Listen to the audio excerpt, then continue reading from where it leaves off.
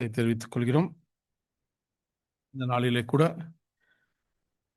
தேவன் தந்த இந்த பெரிதான ஸ்லாக்கியத்துக்காக பிதாவாகிய தேவனுக்கு நாம் துதி ஸ்தோத்திரங்களை ஏறெடுத்துக் கொள்ளலாம். சகோதர சகோதரிகளே, இந்த நாளிலே கூட இந்த இணையதளத்தில் இருக்கக்கூடிய சகோதர சகோதரிகளுக்கு கூட என்னுடைய அன்பையும் வாழ்த்துதலையும் தெரிவித்துக் கொள்கிறேன். சகோதர சகோதரிகளே, நாம் எல்லாருமே இந்த பஸ்காவினுடைய ஒரு நினைவு கூறுதல், இயேசு கிறிஸ்துவனுடைய மரணத்தை நினைவு கூறக்கூடிய ஒரு காரியங்களை நாம் சிந்தித்து நம்மையே நிதானிக்க நாம் ஒவ்வொரு பாடங்களிலும் நம்மை சீர்தூக்கி பார்க்கவும் நம்மை நிதானிக்கவும் தேவன் அதிகமான ஸ்லாக்கியங்களையும் வாய்ப்புகளையும் சகோதரர்கள் மூலமாக நமக்கு கொடுக்கக்கூடிய ஒரு பெரிதான ஒரு கிருபை. அந்த வகையில் இந்த நாளில் கூட ஒரு தியானிப்புக்குள்ள நம்ம கடந்து செல்லலாம். ஸோ இந்த ஒரு தியானிப்பு கூட நம்முடைய சகோதரருடைய எழுத்துக்களிலிருந்து எடுக்கப்பட்ட சில விஷயங்கள்.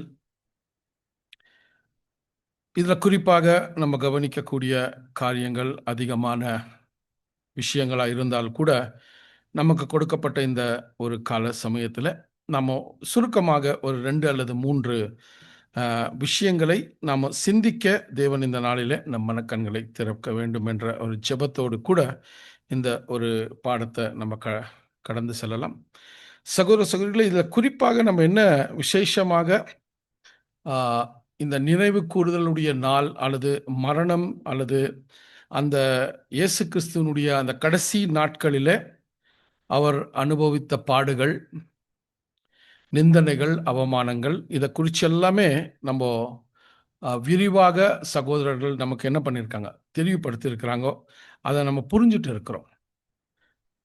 இதில் விசேஷமாக உலகத்துக்கு ஒரு செய்தி இருந்தாலும் கூட அவருக்காக வாழ வந்திருக்கக்கூடிய நமக்கு ரொம்ப முக்கியமான ஒரு படிப்பினைய இங்கே இயேசு கிறிஸ்து சபையாக அழைக்கப்பட்டிருக்கக்கூடிய நமக்கு என்ன கொடுக்கிறாருன்றது தான் ரொம்ப முக்கியமான ஒரு பாடம். அதில் நம்ம கவனித்து பார்க்கும்போது சகோதர சகோதரிகளே, இந்த 4 நற்செய்திகளையும் நம்ம ஒப்பிட்டு பார்க்கும்போது குறிப்பாக கிறிஸ்து இந்த ஒரு கெத்செமனே அனுபவத்தை அவர் கடந்து செல்லும் போது அவர்களுடைய சிஷ்யர்களும் அல்லது அவரை பின்பற்றக்கூடிய நபர்கள் கூட இந்த கெத்செமனே அனுபவத்தில் என்ன விஷயங்களை கற்றுக்கொள்ள வேண்டும் அப்படின்னு அவர் வலியுறுத்துறாரு அதிகமாக அப்படின்னு பார்த்தீங்கன்னா, தன்னை தாழ்த்தி கொள்ளக்கூடிய ஒரு சுபாவத்தை ஒவ்வொருவரும் அவரை பின்பற்றக்கூடியவர்கள் அதை பயிற்சிக்க வேண்டும்ன்றதான் ரொம்ப முக்கியமானது. ஏன் அப்படின்னு பார்க்கும்போது அநேக விஷயங்களை இயேசு கிறிஸ்து இதை குறித்து நிறைய காரியங்களை பேசியிருக்கிறத நம்ம பார்க்கலாம். ஸோ அந்த வகையில் நம்ம இன்னைக்கு கூட அந்த ஒரு கெத்செமனே அனுபவத்துக்கு போகிறதுக்கு முன்பதாக நடந்த சில காரியங்களை நம்ம கொஞ்சம் கவனித்து பார்த்தோன்னா, அவர் அந்த மேலறையில் அவர் அமர்ந்து அந்த மேலறையில் நடந்த சம்பவங்கள் அப்படின்னு பார்க்கும்போது யோவானில் இதை குறித்து அதிகமான ஒரு விவரத்தை கொடுத்துருக்குறாங்க இல்லைங்களா. யோவான் 14லேருந்து நம்ம கவனித்து பார்த்தோன்னா 14, 15, 16 இந்த அத்தியாயங்களில் அவர் சபைக்கு கொடுக்கக்கூடிய அல்லது அங்கே இருக்கக்கூடிய அப்போஸ்தலர்களுக்கும் சிஷ்யர்களுக்கும் அப்போஸ்தலர்களுக்கு விசேஷமாக கொடுக்கக்கூடிய ஒரு முக்கியமான அறிவுரைகளை தான் நம்ம கவனித்தோம். அதில் நீங்கள் கவனித்து பார்த்தோன்னா 17ஆம் அத்தியாயம் யோவான் 17ஆம் அதிகாரம் முழுவதுமாக அவர் சபைக்காக ஜெபித்த ஒரு சம்பவம் இல்லைங்களா. இது நமக்கு ரொம்ப தெளிவாக இருக்கும். ஸோ இதில் இன்னும் ஒரு முக்கியமான ஒரு விஷயத்தை நம்ம என்ன கவனிக்கிறோன்னா, மார்க்கு மற்றும் மத்தேயுவில் அந்த கடைசி அந்த ஒரு மேலறையில் அவர்கள் பாடலை பாடி அவர்கள் கெத்செமனேக்கு கடந்து சென்றார்கள் அப்படின்ற விஷயங்களை குறித்து எழுதியிருக்கிறத நம்ம பார்க்குறோம். ஆனால் யோவானில் நம்ம கவனிக்கும் போது ஜெப முடிஞ்ச பிறகு பாடல் ஆகி அவங்க போயிருக்கணும். சிம்பிளா இல்லைங்களா? ஏன்னா யோவான் 17 முற்றிலுமாக கிறிஸ்துவனுடைய ஜெபம். அந்த ஜெபம் ஆன பிறகுதான் மத்தேயு மார்க்ல சொன்ன வண்ணமாக அவர்கள் பாடலோடு கூட அந்த கடைசி பாடலை முடிச்சு அவர்கள் கெத்செமனேக்கு போயிருக்கணும். இதுதான் நம்ம முக்கியமாக அந்த 3 காஸ்பலையும் ஹார்மனைஸ் பண்ணும்போது நமக்கு கிடைக்கக்கூடிய விஷயம்.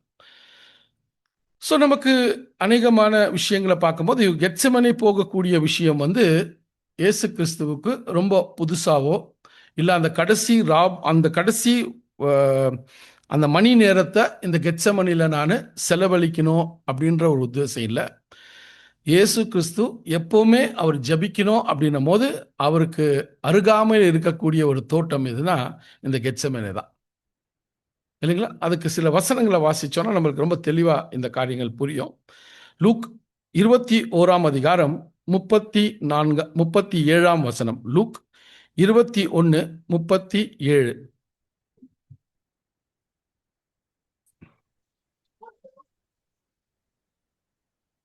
அவர் பகற்காலங்களில் தேவாலயத்திலே உபதேசம் பண்ணி கொண்டிருந்து இராக்காலங்களில் வெளியே போய் ஒலிவ மலை எனப்பட்ட மலையிலே தங்கி வந்தார். பாத்தீங்களா? ஸோ அவர் என்னங்க காலை முழுவதும் என்ன பண்ணுவாராம்?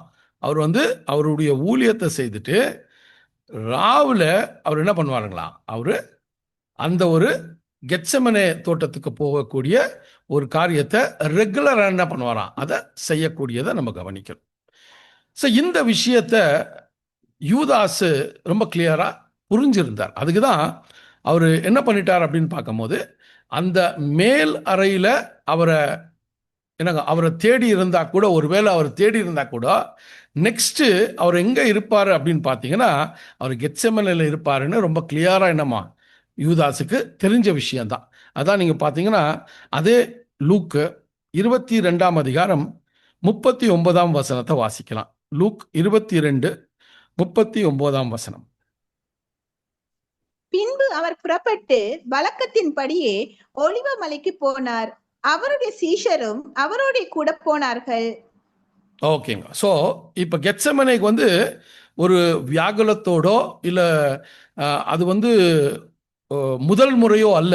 இது அவருக்கு அன்றாட ஒரு பிராக்டிஸ். என்னன்னா கெத்செமனேல போய் தேவனோடு கூட என்னங்க உறவாடக்கூடிய விஷயங்கள், ஜெபிக்கக்கூடிய விஷயங்கள். இதுதான் யூதாசு புரிஞ்சிருந்த காரியங்களை நம்ம பார்க்கிறோம்.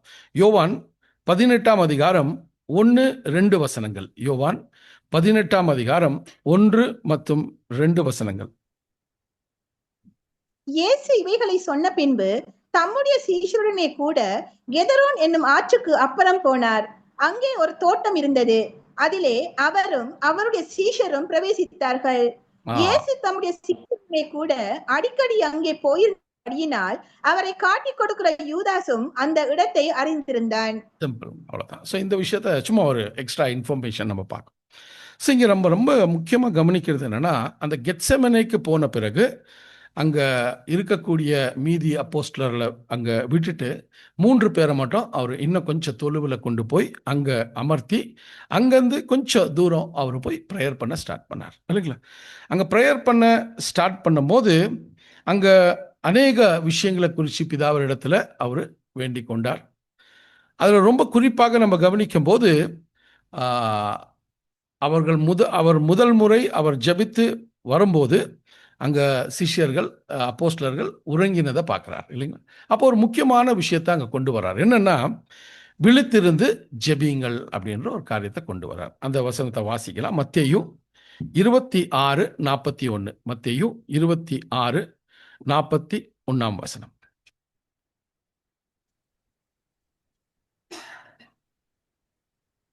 நீங்கள் சோதனைக்கு உட்படாத படிக்கு விழித்திருந்து ஜெபம் பண்ணுங்கள். ஆவி உற்சாகம் உள்ளது தான், மாம்சமோ பலவீனம் உள்ளது என்றார். ஓகேங்களா? ஸோ விழித்திருந்து ஜெபியுங்கள், மாம்சம் பலவீனம், ஆவியோ உற்சாகம் உள்ளது அப்படின்ற ஒரு விஷயத்தை அங்கே அப்போஸ்தலர்களுக்கு கொண்டு வரார். ஸோ அந்த விழித்திருந்து ஜெபியுங்கள் அப்படின்னு சொல்லும் போது சகோதர சகோதரிகளை எதற்காக அவங்க அந்த விழித்திருந்து ஜெபிக்க வேண்டும் அப்படின்னும் போது இயேசு கிறிஸ்துவுக்கு சம்பவிக்கக்கூடிய அந்த மரணத்தின் காரியங்களிலே இவர்கள் எவ்வளவு தயாராக இருந்தார்கள் அப்படின்றது ரொம்ப முக்கியமான ஒரு காரியம். எவ்வளோ ப்ரிப்பேர்டாக இருந்தாங்கோ. ஏன்னா கிரைஸ்ட் அந்த ஒரு மரணத்தின் ஒரு காரியத்தில் அவர் கடந்து செல்லும்போது அப்போஸ்தலர்கள் கொஞ்சம் உறுதுணையாவோ இல்லை கொஞ்சம் சப்போர்ட்டிவாவோ இல்லை கொஞ்சம் ஆறுதல் கொடுக்க ரீதியில் அவங்க என்ன பண்ணியிருக்கணும், ப்ரிப்பேர்டாக இருந்திருக்கணும். ஆகனா அங்கே என்ன நம்ம பார்க்குறோன்னா, அப்போஸ்தலங்க கூட அந்த டே ஃபுல்லாக எப்படி ஸ்பெண்ட் பண்ணாங்க அப்படின்னு பார்த்தீங்கன்னா, கிரைஸ்ட் கூட பஸ்காவை ஆசரித்து மெமோரியலை இன்ஸ்டியூட் பண்ணி 3 சாப்டரை நம்ம பார்த்தோம். 14, 15, 16 சாப்டரை நம்ம மாதிரி அப்படியே வாசித்து 1 மணி நேரத்தில் முடிச்சிருக்க மாட்டார், ரொம்ப டைமு எடுத்திருப்பார். ஸோ அந்த 6 மணி ஆன பிறகு மாலையில் அந்த போஜனத்தை அவர் பண்ணியிருக்கணும். ஸோ இதெல்லாம் இந்த கலைப்பில் என்ன பண்ணிட்டாங்கன்னா அவங்க சீக்கிரமே தூங்கிட்டாங்க. ஸோ அதில் நம்ம என்ன கவனிக்கிறோம் அப்படின்னு பார்க்கும்போது டைம் பீரியடை நம்ம கவனித்து பார்த்தோன்னா, சகோதர சகோதரிகளை ஏறத்தாழ ஒரு 12:30க்கு அவர் அந்த கெத்செமனேல ப்ரேயர் பண்ணியிருக்கணும் அப்படின்னு ஒரு கமெண்ட்ஸ் சகோதரர்கள் ஒரு ஆலோசனை கொடுக்குறாங்க. ஸோ அந்த 12 மணிக்கு ஆட்டோமேட்டிக்காகவே என்ன இருக்குங்க, நல்ல ஒரு உறக்கம் இருக்கும். ஸோ அந்த விஷயத்தை கவனிக்கும் போது அவங்க உறங்கினதை நம்ம பார்க்குறோம். ஆனால் கிரைஸ்ட் அங்கே வந்து இந்த விஷயத்தை சொல்லும்போது அவர்களுக்குள்ள என்ன ஒரு விஷயம் நடந்திருக்கணும் அப்படின்னு பார்க்கும்போது, நிச்சயமாகவே கிரைஸ்ட்டு அவர் படக்கூடிய பாடுகளை குறித்து நம்மக்கிட்ட என்ன பண்ணிட்டார், ஏற்கனவே சொல்லியிருக்கிறாரு. இதையெல்லாம் நாம் அவர் கூட இருந்து அந்த பாடுகளில் நாம் கொஞ்சம் என்ன பண்ணோம், அவருக்கு கொஞ்சம் எனக்கு ஒரு மாரல் சப்போர்ட்டாக இருக்கணும் அப்படின்ற ஒரு ஆதங்கம் என்ன இருக்கணுங்க, அவங்கக்கிட்ட இருந்து இருக்கணும். ஆனால் அது அங்கே இல்லை. அதுதான் அங்கே சொல்கிறார், விழித்திருந்து ஜெபியுங்கள் அப்படின்னு இல்லைங்களா. ஸோ அந்த விஷயத்தை அந்த கால சமயத்துக்கு மற்றும் அல்ல, காலங்கள் இயேசு கிறிஸ்து போன பிறகு கூட அப்போஸ்தலர்களுக்கு வரக்கூடிய கெத்செமனே அனுபவத்தில் அவங்க எப்படி இருக்கணுங்க, விழித்திருந்து ஜபிக்க வேண்டும் அப்படின்னு அங்கே ஒட்டுமொத்தம் சபை வாய்ப்புக்குள்ளே வந்திருக்கக்கூடிய நாம் ஒவ்வொருவருக்கும் இயேசு கிறிஸ்து என்ன சொல்கிறாருன்னா, விழித்திருந்து ஜபியுங்கள் அப்படின்னு சொல்கிறார். ஸோ விழித்திருந்து அப்படின்னும் போது சகோதர சகோதரிகளே அங்கே என்ன கொண்டு வரார் அப்படின்னு பார்க்கும்போது ஒரு வசனத்தை நம்ம வாசிக்கலாம். மத்தேயு 26ஆம் அதிகாரம் 31ஆம் வசனம். மத்தேயு 26:31. அப்பொழுது இயேசு அவர்களை நோக்கி, மேய்ப்பனை வெட்டுவேன், மந்தையின் ஆடுகள் சிதறிக்கப்படும் என்று எழுதியிருக்கிறபடி இந்த ராத்திரியிலே நீங்கள் எல்லோரும் என் நிமித்தம் இடரடைவீர்கள். பாருங்க விஷயத்தை சொல்றாரு, இந்த இரவிலே என் நிமித்தம் நீங்கள் எல்லாருமே இடரல் அடைவீர்கள் அப்படின்ற ஒரு எச்சரிப்பை கொடுக்கிறாராங்க. கரெக்டுங்களா? அந்த எச்சரிப்பை கொடுக்கிறாரு. அந்த எச்சரிப்பு அந்த கால சமயத்துக்கு மட்டுமல்ல, அதை ஒட்டி சபை வாய்ப்புக்குள்ள வரக்கூடிய ஒவ்வொரு சகோதர சகோதரிகளுக்கும் இந்த ஒரு வார்த்தை எப்படி இருக்குதுன்னா, இயேசு கிறிஸ்துவை பின்பற்றக்கூடிய நாம் ஒவ்வொருவரும் அவர் நிமித்தம் நாம் இடரல் அடைவோம் அப்படின்ற ஒரு சிந்தனை நமக்குள்ள எப்பவுமே இருக்கணும். அதான் கொண்டு வர இல்லைங்களா? அந்த ஒரு சிந்தனை இருக்கும் போது சகோதர சகோதரிகளே அவர் என்ன சொல்றாருன்னா, என் நிமித்தம் நீங்கள் இடரலை அடைவீர்கள், நீங்கள் சோர்வடைவீர்கள், உங்களுக்கு ஏதோ விஷயங்கள் என்னங்க புதுமையாக காணப்படும். இதெல்லாம் ஏன்னா என் நிமித்தம் நீங்கள் இதெல்லாம் நீங்கள் அடையிறதுக்கு காரணம் என்னன்னா, நீங்கள் நான் சொன்ன எச்சரிப்பை புரிந்து கொள்ளாமல் இன்னும் என்னங்கோ நீங்கள் அந்த புரிந்து கொள்ளுதலுக்குள்ள வராதபடியால் உங்களுக்கு எல்லாமே என்னவா இருக்குங்க, அஃபெண்டிங்காக இருக்குது, டிஸ்கரேஜ்மெண்ட்டாக இருக்குது, அமேஸ்மெண்ட்டாக இருக்குது உங்களுக்கு. அதான் சொல்கிறாங்க சகோதர சகோதரிகளே. ஸோ அப்படி இருக்கும்போது அந்த விஷயங்களை அவர் எச்சரிக்கை கொடுக்கக்கூடிய காரியங்களை கூட நம்ம பார்க்குறோம். யோவான் 16ஆம் அதிகாரம் 32ஆம் வசனம். யோவான் 16:32. இதோ நீங்கள் சிதறுண்டு அவனவன் தன் இடத்துக்கு போய் என்னை தனியே விட்டுவிடும் காலம் வரும், அது இப்பொழுது வந்திருக்கிறது, ஆனாலும் நான் தனித்திரேன், பிதா என்னுடனே கூட இருக்கிறார். பாருங்க, இங்க வந்து கிரைஸ்ட் அந்த மூமெண்ட்டை அந்த சமயத்தை எப்படி அவரு என்ன ஹேண்டில் பண்ணாரு அப்படின்றது ரொம்ப முக்கியமான ஒரு விஷயம். இதுக்கு எல்லாமே அவர் என்னவா இருந்தாருங்க, he was prepared, தயாராக இருந்தார். அதான் சொல்றார், நீங்கள் என்னங்க இந்த கொஞ்ச நேரம் ஆன பிறகு என்னை விட்டுட்டு எல்லாருமே என்ன பண்ணிடுவீங்க, போயிடுவீங்கோ. ஆனா நான் தனித்திரேன், என்னோடு கூட பிதா இருக்கிறார்னும் போது அந்த ப்ரிப்பேர்ட்னஸ்ல இருந்தார். அந்த ப்ரிப்பேர்ட்னஸுக்கு தான் சபையை அவர் என்ன பண்றாருங்க, எச்சரிக்கிறார். நீங்க உங்களுக்கு வரக்கூடிய இந்த கெத்செமனே அனுபவங்கள்ல நீங்க விழித்திருந்து ஜெபிக்கணும் அப்படின்னு சொல்லும் போது எதை எதை குறித்து விழித்திருக்கணும் அப்படின்னா, நாங்கள் ஒரு காலம் இடறல் அடையக்கூடாது, ஒரு காலம் நாங்கள் என்னங்க அங்க சோர்வடையக்கூடாது, அந்த விழிப்புல இருக்கணும். அந்த விழிப்பு அப்படி இருந்தா போதாது, அதோடு கூட பிதாவாகிய தேவன்கிட்ட அந்த பெலனை பெற்றுக்கொள்ளணும். இதுதான் பிரேயர். வாட்சிங் அண்ட் ப்ரேயிங் அப்படின்னும் போது, அந்த வாட்சிங் அப்படின்னும் போது ஐ ஷுட் வாட்ச். நான் எதில் வாட்ச் பண்ணேன்னா, கிரைஸ்டை பின்பற்றி வரக்கூடிய நான், அவர் ரொம்ப கிளியரா சொல்லிட்டாரு, என் நிமித்தம் உங்க வாழ்க்கையில இடரல்களை, சோர்வுகளை, இல்லைங்களா, அநேக விஷயங்களை சந்திக்க வேண்டியதா இருக்கும். அதால நீங்க ஜெபித்து விழித்திருங்கள் அப்படின்னும் போது, நம்முடைய தனிப்பட்ட வகையில இந்த இடரலையோ அல்லது வரக்கூடிய பாடுகளையோ நம்ம சந்திக்கணும் அப்படின்னா அது தேவனுடைய சகாயத்தை பெற்றுக்கொள்ளணும். இதுதான் கிரைஸ்ட் பண்ணார். இதுதான் அவருடைய சீக்ரெட் சகோதர சகோதரிகளே. ஸோ அந்த விஷயத்தை பார்க்கும்போது இந்த விஷயங்களை கிரைஸ்ட் ரொம்ப அருமையாக யோவானில் பதிவு பண்ணியிருக்கக்கூடிய விஷயத்தை நம்ம பார்க்கும்போது ரொம்ப சிம்பிளாக இந்த விஷயத்தை அண்டர்ஸ்டாண்ட் பண்ண வைக்கிறார் அப்போஸ்தலர்களுக்கு, இல்லைங்களா.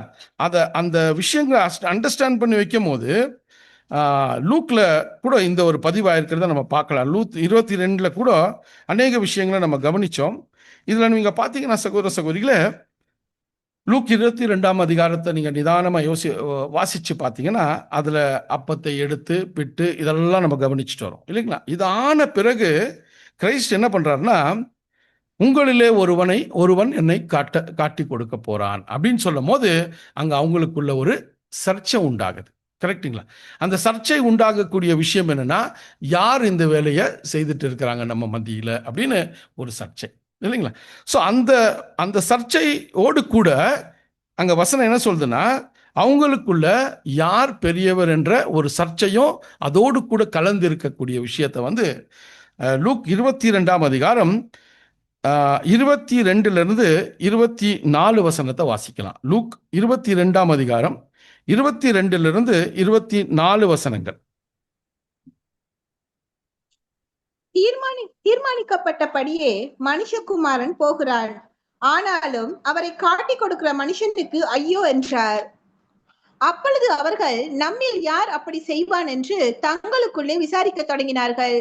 அன்றையும் தங்களில் அவன் பெரியவனாய் இருப்பான் என்று அவர்களுக்குள்ளே வாக்குவாதம் உண்டாயிற்று. இந்த ரெண்டு விஷயத்தை அப்படியே சைமல்டேனியஸா கவனிக்கிறோம், இல்லைங்களா. அப்போ இந்த கெத்செமனே அனுபவத்துக்கு போறதுக்கு முன்னாடியே கிரைஸ்ட் யார் பெரியவன் என்ற ஒரு விஷயத்துக்கு பதிலை கொடுக்கிறார். ஃபர்ஸ்ட் ஒரு லைவா ஒரு எக்ஸாம்பிளை கொடுக்கிறார். கால் கழுவக்கூடிய விஷயம் ஒன்று, அதுக்கு முன்னாடி ஒரு எக்ஸாம்பிளை கொடுக்கிறார். என்ன எக்ஸாம்பிளை கொடுக்கிறார்னா, உலகத்தில் இருக்கக்கூடிய தலைவர்கள் எப்படி இருக்கிறாங்கோ அவங்களுக்கு ஆப்போசிட்டா நாம இருக்கணும், ரொம்ப முக்கியமா கொண்டு வர்றார். இதுதான் அவர் இந்த கெத்செமனே அனுபவத்துக்கு போறதுக்கு முன்னாடி சபைக்கு கொடுக்கக்கூடிய அந்த விசேஷமான காரியம். அதை 25 மற்றும் 26 வசனங்களை வாசிக்கலாம். லூக் 22 25 26. அவர் அவர்களை நோக்கி, புறஜாதியாரின் ராஜாக்கள் அவர்களை ஆளுகிறார்கள், அவர்கள் மேல் அதிகாரம் செலுத்துகிறவர்களும் உபகாரிகள் எனப்படுகிறார்கள். உங்களுக்குள்ளே அப்படி இருக்கக்கூடாது. உங்களில் பெரியவன் சிறியவனைப் போலவும் தலைவன் பணிவிடைக்காரனைப் போலவும் இருக்க கடவன். சகோதர சகோதரி, நீங்க ரொம்ப கிளியரான ஒரு எக்ஸாம்பிளை கொடுத்துட்டாரு. உங்க மத்தியில நீங்க வாழ்ந்து கொண்டு இருக்கக்கூடிய வாழ்க்கையில அப்போஸ்தலர் சொல்றாரு, நம்ம சுத்தி இருக்கக்கூடிய என்னங்க சமுதாயத்தில் எப்படி இருக்குதுன்னா, எல்லாருமே என்ன பண்றாங்க, ராஜாக்கள் என்ன பண்ணிட்டு இருக்கிறாங்களா, ஒருவர் மேல் அதிகாரத்தை செலுத்திட்டு இருக்கிறாங்கோ. ஆனா இயேசு கிறிஸ்துனுடைய ராஜ்யத்தினுடைய பிரின்சிபல் எப்படி இருக்குதுன்னா, நீங்க யார் உங்களுக்குள்ள பெரியவனா இருக்கிற அப்படின்னு யோசித்தீங்கன்னா எல்லாருக்குமே சிறியவனா இருக்கணும்.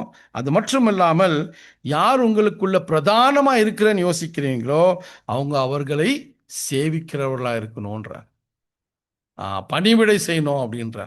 பாருங்க, இதுதான் அந்த அவர் கடைசியா அப்போஸ்தலர்களுக்கு அந்த தேவ ராஜ்யத்துக்குள்ள பிரவேசிக்கணும்னா யார் அதுல பெரியவனா இருக்குவீங்கோ அப்படின்னா ஒரு எக்ஸாம்பிளோட கொடுத்துட்டார். இந்த விஷயத்த சொல்லிட்டு அவரை ஒப்பிட்டு கொண்டு வர்றாரு இப்போ, இல்லைங்களா? அவரை ஒரு எக்ஸாம்பிளை காமிக்கிறார். அதுதான் 27:28 சொல்றார் பாருங்க. 27:28. பந்தி இருக்கிறவனோ பணிவிடை செய்கிறவனோ எவன் பெரியவன்? பந்தி இருக்கிறவன் அல்லவா? அப்படி இருந்தும் நான் உங்கள் நடுவிலே பணிவிடைக்காரனை போல் இருக்கிறேன். மேலும் எனக்கு நேரிட்ட சோதனைகளில் என்னோடு கூட நிலைத்திருக்கிறவர்கள் நீங்களே. சிம்பிள்ங்க, பாருங்க, அவ்வளவு கிளியரா சொல்லிட்டார். சோ அங்க சொல்றாரு, யார் இதுல பெரியவன்? பணிவிடை செய்பவனா அல்லது பணிவிடை செய்து கொள்ளக்கூடியவனா அப்படின்னு சொல்லும்போது சொல்றாரு, நான் உங்கள் மத்தியிலே பணிவிடை செய்வனாக இருக்கிறேன். ஸோ ரொம்ப ஒரு ஆப்டான ஒரு போதனையை கொடுத்துட்டாருங்க அப்போஸ்தலர்களுக்கு. சொல்லிட்டு அங்க 28 என்ன கொண்டு வர்றார் அப்படின்னு பார்க்கும்போது அந்த 28 மட்டும் வாசிங்க சிஸ்டர். மேலும் எனக்கு நேரிட்ட சோதனைகளில் என்னோட கூட நிலைத்திருந்தவர்கள் நீங்களே. பாருங்க சகோதரர். ஸோ அங்க என்ன சொல்றாருன்னா, கெத்செமனேல எனக்கு சோதனைகள் அல்லது தேவன் என்ன பரிசோதிக்கல. நான் எப்போ தேவனுக்கு அர்ப்பணிச்சு வாழ ஆரம்பிச்சேனோ அன்னிலிருந்தே என்ன ஆயிடுச்சுக்கோ, எனக்கு அந்த சோதனைகள் நான் I was under the trial. So அந்த ட்ரையல்ல இருக்கும் போது எப்பவுமே என்ன பண்ணீங்க, நீங்க என்னோடு கூட இருந்தீங்கோ அப்படின்னு சொல்றாங்க, இல்லைங்களா? சொல்லிட்டு தான் சகோதர சகோதரிகள் இந்த விஷயங்களை அப்படியே பேசிட்டு வரும்போது அங்க கிரைஸ்ட் பேதுருக்கு ஒரு எச்சரிப்பை கொடுக்கிறார். ஓகேங்களா? பேதுருக்கு என்ன எச்சரிப்பை கொடுக்கிறார் அப்படின்னு பார்க்கும்போது சகோதர சகோதரிகளே, பேதுருவே, சாத்தான் உன்னை பொடிக்க என்னிடம் உத்தரம் வாங்கிட்டான். நான் உனக்காக ஜெபித்த, நீ விசுவாசத்தில் விழுந்து போகாதபடி இருக்க உனக்காக ஜெபிச்சேன் அப்படின்றாரு. நீ குணப்பட்ட பிறகு சகோதரர்களை நீ பலப்படுத்து, இல்லைங்களா? இவ்வளோ விஷயத்த சொல்றாரு. பேதுரு இன்ஸ்டன்டா சொல்லக்கூடிய ஒரு பதில் என்ன அப்படின்னு பார்த்தீங்கன்னா 33ஆம் வசனத்தை வாசிக்கலாங்க. 22:33. அதற்கு அவன், ஆண்டவரே, காவலிலும் சாவிலும் உம்மை பின்பற்றி வர ஆயத்தமா இருக்கிறேன் என்றான். பாருங்க, இதான் இன்ஸ்டன்டா பேதுரு கொடுத்த அறிக்கை. ஸோ இதையெல்லாம் தான் கிரைஸ்ட் என்ன பண்றாருன்னா வாட்ச் அண்ட் ப்ரேன்றார், இல்லைங்களா? நீங்க விழித்திருந்து ஜெபிங்கள் அப்படின்னும் போது பேதுருனுடைய அறிக்கை எப்படி இருந்துச்சுங்க? இன்ஸ்டன்டா இமோஷனலா ஒரு பதில் வந்தது. ஆனா உள்ள அந்தரங்கத்திலே அவருக்குள்ள பயம், அவருக்குள்ள வெக்கம், அவருக்குள்ள என்னங்க அநேக விஷயங்கள் அவரை சுத்தி ஓடிட்டே இருந்துச்சு. ஆனா இன்ஸ்டன்டா அவர் ஒரு இமோஷனலா என்ன பண்ணிட்டார்னா இந்த ஒரு அறிக்கையை கொடுத்தார். அப்பதான் கிரைஸ்ட் அதுக்கும் ஒரு இண்டிகேஷனை கொடுக்கிறார். இது நடக்கும் அப்படின்ற ஒரு இண்டிகேஷனை கோழி கூவக்கூடிய விஷயத்தை கொண்டு வரார். சகோதர சகோதரிகளை, ஸோ இது எல்லாமே நம்ம கவனிச்சு பார்க்கும்போது கிரைஸ்ட் ஏற்கனவே அப்போஸ்தலர்களுக்கு அந்த கால சமயத்திலேயே ஒரு எச்சரிப்பை கொடுத்தார். நீங்க எப்படி இந்த எனக்கு வந்திருக்கக்கூடிய இதே ஒரு அனுபவம் தான் சிஷ்யர்களா இருக்கக்கூடிய நீங்களும் அந்த அனுபவத்துக்குள்ள போகணும். அந்த அனுபவத்துக்குள்ள போகும்போது உங்களுக்குள்ள எந்த விதமான இடரலோ, இல்லைங்களா, உங்களுக்குள்ள எந்த விதமான ஒரு டிஸ்கரேஜ்மெண்ட்டோ அல்ல எதையும் ஒரு விஸ்மயமா பார்க்காதீங்கோ, ஏதோ புதுமையா பார்க்காதீங்கோ, எல்லாத்துக்கும் ப்ரிப்பேர்டா இருங்கோ அப்படின்னு ஒரு எச்சரிப்பை கொடுத்ததை கூட நம்ம பார்க்கிறோம் சகோதர சகோதரிகளே. ஸோ அந்த வகையில தான் கிரைஸ்ட் கிட்ட இந்த ஒரு அறிவுரையில நம்ம என்ன கவனிக்கிறோம்னா, கிரைஸ்ட் அவருடைய மரணத்தை குறித்து ப்ரிப்பேர்டா இருந்தாரு. அந்த ப்ரிப்பேர்ட்னஸ்ல அவர் என்ன நடக்கும் அப்படின்ற ஒரு தயாரிப்பு ரெடியாக அவருக்கு இருந்துச்சு. நம்ம பார்த்தோம் வசனங்களை பார்க்கும்போது, நான் எருசலேமுக்கு போனோம், அங்கே மூப்பர்களால் நான் என்ன பண்ணுங்க, நான் அடிப்படணும், நான் மறிக்கணும், இதெல்லாம் அவர் என்ன பண்ணாருங்க, ப்ரிப்பேர்டாக இருந்தார். அந்த ப்ரிப்பேர்ட்னஸ்ல ரொம்ப முக்கியமாக என்னன்னாக்கா, பிதாவாகிய தேவனோடு கூட ஒரு அசிஸ்டன்ஸை அவர் எப்பவுமே என்ன பண்ணிட்டாருங்கோ, கெஞ்சி கேட்டுட்டே இருந்தார். அதான் எபிரேயர்ல நம்ம படிக்கும்போது படிக்கிறோம், அவரை மரணத்திலிருந்து காப்பாற்ற வல்லவராய் இருக்கக்கூடியவரை நோக்கி அவர் ஜெபித்தார் அப்படின்றத நம்ம பார்க்கணும். ஸோ அந்த ஒரு அந்த என்னங்க அந்த ஒரு இடரலோ அந்த ஒரு டிஸ்கரேஜ்மெண்ட்டோ வரக்கூடாதுன்னா ப்ரிப்பேர்ட்னஸோடு கூட தேவ சகாயம் மிக முக்கியமாக தேவை என்பதை ரொம்ப முக்கியமாக அங்கே வலியுறுத்தக்கூடிய விஷயங்களை நம்ம பார்க்குறோம் சகோதர சகோதரிகளே. ஸோ அப்படி இருக்கக்கூடிய ஒரு சமயத்தில் நம்ம என்ன கவனிக்கணும்னா, கிறிஸ்துவர்களாக அல்லது இயேசு கிறிஸ்துவை பின்பற்றக்கூடியவர்களாக வாழக்கூடிய நாம இப்போ நமக்கு ஒரு பெரியதான ஒரு சிந்தனை எப்படி பார்க்குறோம் அப்படின்னு பார்க்கும்போது, ஆதி சபையில் இருக்கக்கூடிய மாம்சீக ரீதியில் நம்ம கொள்ளக்கூடிய விஷயமோ நம்மளை துன்புறுத்தக்கூடிய விஷயங்களோ இப்போ இல்லை, இல்லைங்களா?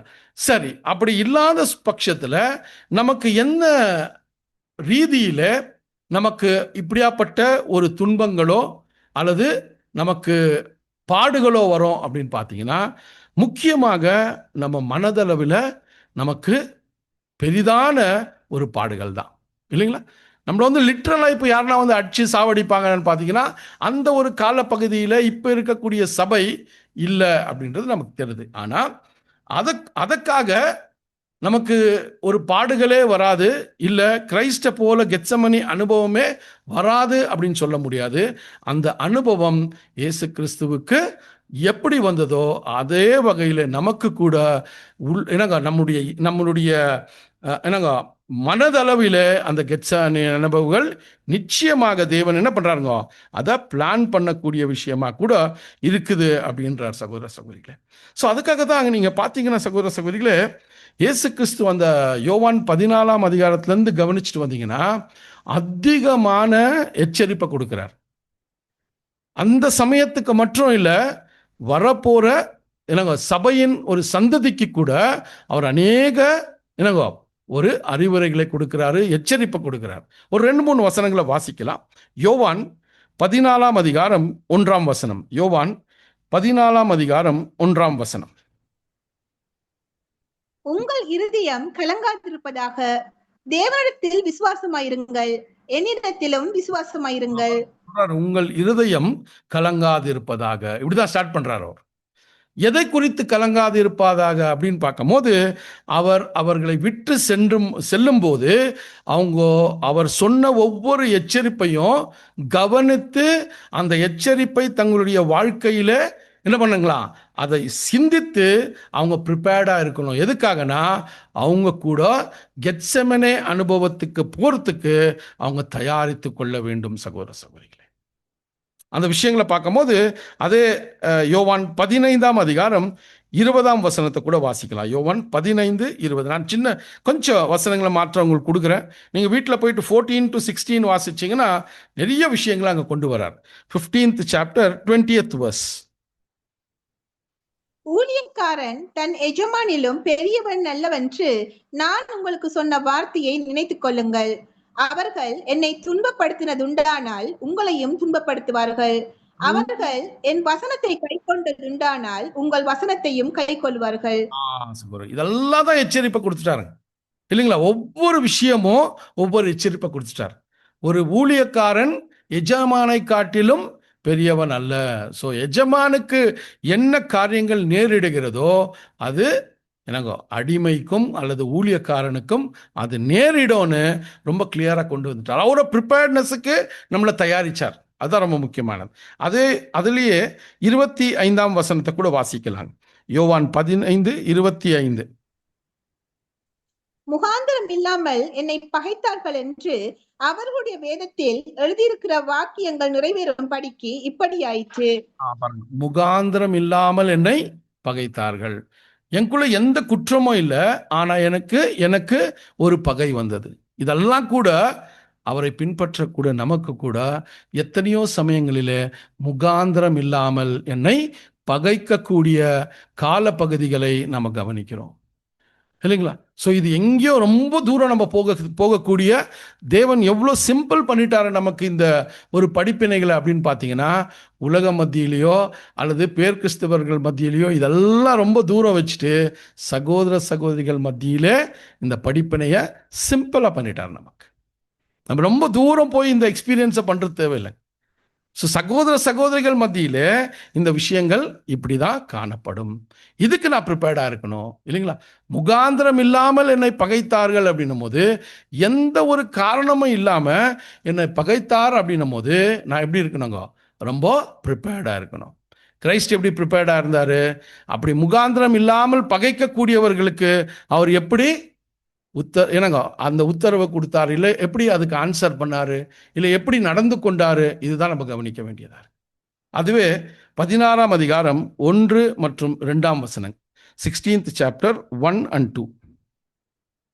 நீங்கள் இடரல் அடையாத படிக்கு இவைகளை உங்களுக்கு சொன்னேன். பாத்தீங்களா? அவர்கள் உங்கள் வாசிங்க சிஸ்டர், வாசிங்க, கம்ப்ளீட் பண்ணுங்க. அவர்கள் உங்கள் ஜெப ஆலயங்களுக்கு புறம்பாக்குவார்கள். மேலும் உங்களை கொலை செய்கிறவன் தன் தேவனுக்கு தொண்டு செய்கிறவன் என்று நினைக்கும் காலம் வரும். பாத்தீங்களா? இதெல்லாம் நீங்க கவனிச்சு பாத்தீங்கன்னா சொல்றாரு, இதெல்லாம் நான் ஏன் உங்ககிட்ட பேசிட்டு இருக்கிறேன்னா, நான் போன பிறகு நீங்க இடரல் அடையக்கூடாது. இதெல்லாம் நீங்க அனுபவத்துக்குள்ள போயிட்டே இருக்கணும். நான் எப்படி இந்த 3 வருஷ காலம் என்னுடைய அனுபவத்தில் இதையெல்லாம் நான் சந்திச்சு, நான் எங்கேயுமே இடரல் அடையாமல் சோர்ந்து போகாமல் வாஞ்சையோடு தேவனுடைய காரியத்தை செய்து அவர் அனுப்பின வேலையை முடிக்கிற வரைக்கும் நான் என்ன ஆகலைங்கோ, நான் எங்கேயுமே சோர்வடையவோ இடரல் ஆகலை. அதான் சொல்றாரு. இதெல்லாம் அந்த 16:1 சொல்றாரு, நான் ஏன் இதுக்கு உங்களுக்கு சொன்னேன்னா, நீங்கள் இடரல் அடையாத இருக்கணும். You should be prepared. இதுக்கு தயார் பண்ணிக்கணும் உங்களையே, இல்லைங்களா? அந்த விஷயத்தை தான் கொண்டு வராரு. அதுலேயே 4ஆம் வசனம் வாசிங்க, 16:4. அந்த காலம் வரும்போது நான் இவைகளை உங்களுக்கு சொன்னேன் என்று நீங்கள் நினைக்கும்படி இவைகளை உங்களுக்கு சொல்லி இருக்கிறேன். நான் உங்களுடன் இருந்தபடியினால் ஆரம்பத்திலே இவைகளை உங்களுக்கு சொல்லவில்லை. பாருங்க சொல்றாரு, அந்த காலம் வரும்போது நீங்க என்ன பண்ணுங்க, அந்த அந்த பரிசோதனை, அந்த ஒரு இக்கட்டான கெத்செமனே சூழ்நிலை வரும்போது நீங்க என்ன பண்ணுங்க, இவைகளையெல்லாம் இயேசு கிறிஸ்து முன்கூட்டியே என்ன பண்ணிட்டாருங்க, எனக்கு சொல்லிட்டாருன்னு ஒரு தைரியத்தோடு இயேசு கிறிஸ்துவை போல உங்களுடைய குணங்களை நீங்க வெளிப்படுத்தணும். அந்த சமயத்தில் இதுக்கு தான் தயாரிக்கிறார் நம்மள, இல்லைங்களா? அதுதான் சொல்றாரு. நான் இதெல்லாம் ஏன் சொன்னேன்னா, காலம் வரும்போது நீங்க என்ன பண்ண உங்க மைண்ட்ல சிந்திக்கணும், இது எனக்கு இடரலை உண்டாக்கக்கூடிய விஷயமா இருக்கக்கூடாது. தேவன் இதை எனக்கு அனுமதிச்சிருக்கிறான்னா இதுல நான் இடரல் அடையவோ சோர்வடையவோ தேவன் இதை அனுமதிக்கல. இதுல இயேசு கிறிஸ்துவை போல நான் எவ்வளவு வளர்ந்திருக்கிறேன் என்று என்னையே நான் பரிசோதித்துக் கொள்ள இந்த அனுபவத்தை கொடுக்கிறார் என்ற ஒரு காரியம் நம்ம மைண்ட்ல ப்ரிப்பேர்டா இருக்கணும். சகோதர சகோதரிகளே, அந்த விஷயத்தை தான் சொல்றாரு. 20ஆம் வசனத்தை வாசிக்கலாம். அதுலயே யோவான் 16:20. மெய்யாகவே மெய்யாகவே நான் உங்களுக்கு சொல்கிறேன், நீங்கள் அழுது புலம்புவீர்கள், உலகமோ சந்தோஷப்படும். நீங்கள் துக்கப்படுவீர்கள், ஆனாலும் உங்கள் துக்கம் சந்தோஷமாக மாறும். இந்த வசனத்தை எவ்வளவு தெளிவா கொண்டு வரார். நீங்கள் புலம்புவீர்கள் அப்படின்னும் போது உலகம் உங்களை என்னங்க இடரல் படுத்தவோ உங்களை துன்புறுத்தவோ உங்களை என்னங்க உங்களுக்கு அதிக விதமான அவமானங்களை கொண்டு வரவோ உலகம் என்ன பண்ணிட்டுக்கே இருக்குங்க, உங்களை செய்துட்டே இருக்கும்.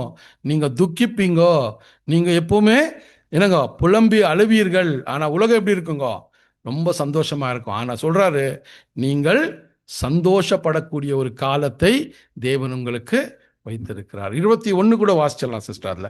21. ஸ்திரீயானவளுக்கு பிரசவ காலம் வந்திருக்கும் போது அவள் துக்கம் அடைகிறாள். பிள்ளை பெற்ற உடனே ஒரு மனுஷன் உலகத்தில் பிறந்தான் என்கிற சந்தோஷத்தினால் அப்புறம் உபத்திரவத்தை நினையாள். ஓகேங்க, இதுதான் ஒரு கம்பாரிசனை கொடுக்கிறார். ஒரு என்னங்க ஒரு ஸ்திரீக்கு எப்படி அந்த குழந்தை பிறக்கும் போது அந்த பிரசவ வேதனையில் அவங்க எவ்வளோ தவிக்கிறாங்கோ, எவ்வளோ கஷ்டப்படுறாங்க, சஞ்சலப்படுறாங்கோ. ஆனால் அந்த குழந்தையினுடைய முகத்தை பார்த்துருந்தோன்னே அவர்களுக்கு இருக்கக்கூடிய அந்த நோய், அந்த துன்பம் எல்லாமே என்ன ஆயிடுதுங்களா? எவ்வளோ மாதிரி என்ன மாதிரி ஒரு பேசிக்கான சிம்பிளான எக்ஸாம்பிளை கிரைஸ்ட் கொண்டு வராருப்பா. சகோதர சகோதரிகளே. ஸோ அந்த வகையில் அந்த அப்போஸ்தலர்களை தயாரிக்கக்கூடிய விஷயத்தில் அவர் ரொம்ப கேர்ஃபுல்லாக இந்த விஷயங்களை கொண்டு வந்தார் இல்லைங்களா? ஸோ இங்கே கிரைஸ்ட்டு அந்த கெத்செமனே அனுபவத்தில் அவர் நமக்கு இன்னொரு எக்ஸாம்பிளை என்ன கொண்டு வர்றார்னா, சகோதர சகோதரிகளே, ஒரு பரிபூர்ண மனுஷன், பாவம் இல்லாத மனுஷன், அவர் அந்த கெத்செமனே அனுபவத்தில் எவ்வளோ துக்கப்பட்டார் அப்படின்னும் போது, மரணத்துக்கு ஏதுவான ஒரு துக்கம் அவரை என்ன ஆயிடுச்சுங்களா, அவர் அண்டி கொண்டதான் இல்லைங்களா? அந்த துக்கத்தை குறித்து அவர் வெளிப்படுத்தும் போது சொல்றார் பாருங்க சகோதர சகோதரிகளே, மத்தேயு 26ஆம் அதிகாரம் 37 மற்றும் 38ஆம் வசனங்கள். Matthew 26 chapter 37 and 38. பேதுருவையும் செபத்தேயுவின் குமாரன் இருவரையும் கூட்டிக் கொண்டு போய் துக்கமடையவும் வியாக்குலப்படவும் தொடங்கினார். அப்பொழுது அவர், என் ஆத்துமா மரணத்துக்கு ஏதுவான துக்கம் கொண்டிருக்கிறது, நீங்கள் இங்கே தங்கி என்னுடனே கூட விழித்திருங்கள் என்று சொல்லி, பார்த்தீங்களா சகோதரன், பிறகு என்னுடைய ஆத்மா மரணத்துக்கு ஏதுவான என்னங்க ஒரு துக்கிப்புல இருக்குதுன்னும் போது, என்னங்க ஒரு பரிபூர்ண மனுஷனா இருக்கிறாரு, பாவம் இல்லாத மாசற்றவராக இருக்கிறவர் கூட அந்த அனுபவம் எப்படி இருக்குங்க பாருங்க. எவ்வளோ அவரை எவ்வளோ பாதிச்சுது அப்படின்னு பார்த்தீங்கன்னா, அவர் சிலுவை மரத்துக்கு போறதுக்கு முன்னாலேயே அவர் ஒருவேளை செத்து போயிடுவாரா அந்த ஒரு ஆதங்கத்தில்ன்றது அங்க சொல்றார். மரணத்துக்கு ஏதுவான ஒரு சஞ்சலம் எனக்குள்ள இருக்கு. யோசித்துப்பார். இதெல்லாம் எதுக்காக பேதுருக்கு இந்த விஷயங்களை காமிக்கிறார்னா, உங்க வாழ்க்கையில கூட இப்படியாப்பட்ட கெத்செமனே அனுபவம் நீங்க அதை பிரவேசிக்கும் போது உங்களுக்கு கூட மரணத்துக்கு ஏதுவான என்னங்க அந்த துக்கமோ அந்த சஞ்சலமோ நிச்சயமா வரும். நம்ம பார்க்கலாம், நம்மளுடைய ப்ராக்டிக்கல் லைஃப்லேயே நம்ம இந்த வாழ்க்கையில் வாழும்போது எத்தனையோ சமயங்களில் நம்ம தேவ கிருபையில் ஒரு நீதியான வாழ்க்கையை வாழும்போது சில அவமானத்தின் வார்த்தைகள், சில தூஷண வார்த்தைகள் வரும்போது, அப்பா செத்து போயிடலாம் மாதிரிக்குது அப்படின்னு யோசிக்கிறோம் இல்லைங்களா? சொல்கிறோம் நம்ம எவ்வளோ டைம் இந்த கிறிஸ்துவ வாழ்க்கை ரொம்ப கடினமாக இருக்குது, இப்படியாப்பட்ட ஒரு ஐக்கியத்தை விட்டு போயிடலான்னு யோசிக்கிறேன், இப்படியாப்பட்ட ஒரு ஐக்கியத்தில் செத்து போயிடலான்னு யோசிக்கிறேன். அதுக்கு கிரைஸ்ட் ஒரு முன்னுதாரணமா நமக்கு கொடுத்துட்டு போறாரு. அப்படியாப்பட்ட பரிசுத்தவானுக்கே அந்த மனம் அவ்வளவு கசிந்து போனார்னா நாம ஏமாத்தினோம் சகோதர சகோதரி. அதால இதெல்லாம் தான் கிரைஸ்ட் அவர் அனுபவத்தை அங்க நமக்கு படிப்படியாக காமிச்சிட்டு வர்றார். இப்படியாப்பட்ட ஒரு இந்த மாதிரியான ஒரு கால சமயத்தில் அதை தியானிக்கக்கூடிய விஷயங்களை பார்க்கும்போது, அந்த மத்தேயு, மார்க், லூக், ஜான் இந்த காஸ்பல் எல்லாம் பர்டிகுலராக இந்த மெமோரியல் டைமில் நம்ம பார்க்கும்போது ஒவ்வொரு வசனமும் ஒரு பெரிய ஒரு படிப்பினையை நமக்கு கொடுக்கக்கூடியதாக இருக்கு. ஒவ்வொரு வசனமும் சகோதரர்கள் ஒவ்வொரு வசனத்துக்கு எத்தனையோ பெரிய விளக்கங்களை நமக்கு கொடுக்குறாங்க. எதுக்காகனா நாம் எப்படி நம்மையே நாம் தயாரித்துக் கொள்கிறோம். நமக்கு வரக்கூடிய சோதனைகள், தேவன் அனுமதிக்கக்கூடிய சோதனைகள் நம்மை இடரலுக்குள் கொண்டு வருகிறதா, சோர்வை கொண்டு வருகிறதா, அல்லது நாம் கிறிஸ்துவை போல நாம் அதை சந்தித்து அதை மேற்கொண்டு கிறிஸ்துவின் குணங்களை காண்பித்து கொண்டு இருக்கிறோமான்றது தான் நம்மளுக்கு ஒவ்வொரு வருடமும் தேவன் கொடுக்கக்கூடிய டெஸ்ட் சகோதர சகோதரிகள். அந்த விஷயங்களை நம்ம பார்க்கும்போது சகோதர சகோதரிகளே, அவர் அந்த விஷயத்தை குறித்து சொல்லும் போது ஒரு வசனத்தை வாசிக்கலாம். ஏசாயா 63ஆம் அதிகாரம் 5ஆம் வசனம். ஏசாயா 63ஆம் அதிகாரம் 5ஆம் வசனம்.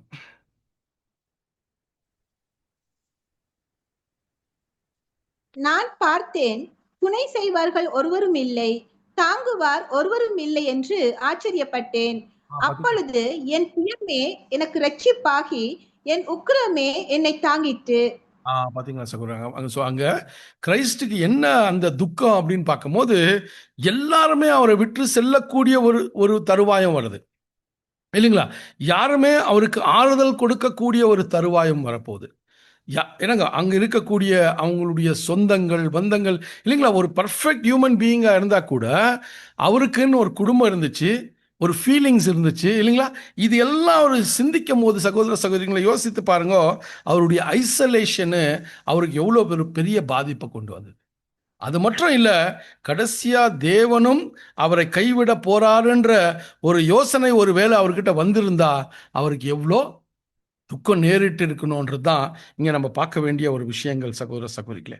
ஸோ அந்த வகையில தான் நம்ம ரொம்ப கவனிப்போடு இந்த விஷயங்களை பார்க்கும்போது, கிறிஸ்து அந்த ஒரு அனுபவத்துல அவர் சொல்லக்கூடிய விஷயங்களை நம்ம பார்க்கும்போது, எதுக்காக இவ்வளோ ஒரு துக்கத்தை அவர் ஏற்றுக்கொண்டார், அல்லது அந்த அந்த துக்கம் ஏன் அவருக்கு அவ்வளோ பெரிதாக காணப்பட்டது அப்படின்னு பார்த்தீங்கன்னா, சகோதர சகோதரிகளே, கிறிஸ்டனுடைய ஒரு டெத்து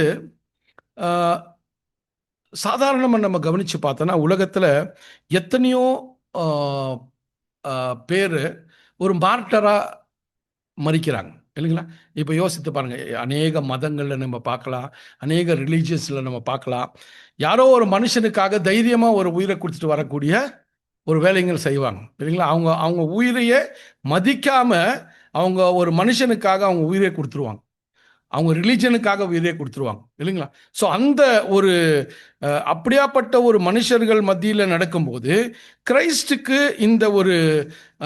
இந்த ஒரு சம்பவம் எதுக்கு இவ்வளோ ஒரு துக்கத்தை கொண்டு வந்தது அப்படின்னு நம்ம கவனித்து பார்த்தோம்னா, சகோதர சகோதரிகளே, ஒரு காரியத்தை நம்ம ரொம்ப முக்கியமாக கவனிக்கணும். ஏன்னா அவருடைய மரணத்தை குறித்து ரொம்ப என்னங்க ரொம்ப யோசிக்காம அது எப்படி வந்தாலும் நான் ஏற்றுக்கொள்கிறேன்ன்ற ஒரு பக்குவத்தில் இல்லை. அவர் தொடர்ச்சியாக என்னங்க வேதத்தின் இசைவாக, ப்ராஃபிட்ஸ் மூலியமா, வேதத்தின் மூலமா அவர் எப்படி மறிக்கணுன்ற ஒரு விஷயத்தை புரிஞ்சு அதுக்காகவே என்ன பண்ணிட்டார், அவரை தயாரிச்சார். ரொம்ப முக்கியமா சகோதர சகோதரிகளே. ஸோ அப்படி இருக்கும் போது அவருக்குள்ள என்ன ரொம்ப முக்கியமான விஷயம் அப்படின்னு பார்த்தீங்கன்னா, சகோதர சகோதரிகளே, கொஞ்சம் யோசித்து பாருங்க. நாம் ஒருவேளை இந்த கிறிஸ்துவ வாழ்க்கையில் நடக்கும்போது நாம் எத்தனையோ தியாகங்களை செய்திருப்போம், சகோதரர்களுக்காக எத்தனையோ பணிவிடைய செய்திருப்போம் இல்லைங்களா?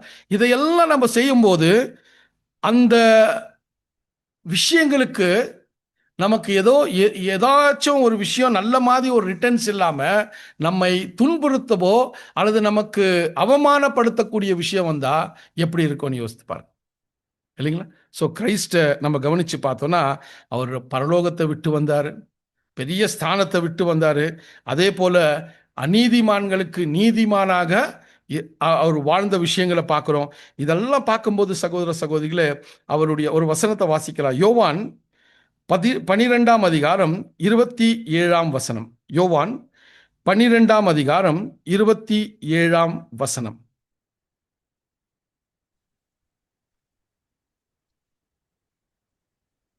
இப்பொழுது என் ஆத்துமா கலங்குகிறது, நான் என்ன சொல்லுவேன்? பிதாவே, இந்த வேலையை நின்று என்னை ரட்சியும் என்று சொல்வேனோ? ஆகிலும் இதற்காகவே இந்த வேலைக்குள் வந்தேன். பார்த்தீங்களா சகோதர சகோதரி? ஸோ அந்த பாத்திரத்தை என்னை விட்டு நீங்கட்டும் அப்படின்னு நான் சொல்வேனோ அப்படின்னு சொல்லும்போது அந்த விஷயத்தை தான் அவர் ரொம்ப யோசித்தார். இந்த பாத்திரத்தை குறித்த விஷயங்களை நம்ம கவனிக்கலாம் சகோதர சகோதரிகளே. இந்த காரியங்களை நம்ம பார்க்கும்போது அவருடைய மரணம் அவருக்கு என்ன விஷயங்களை கொண்டு வரப்போகுது இல்லைங்களா?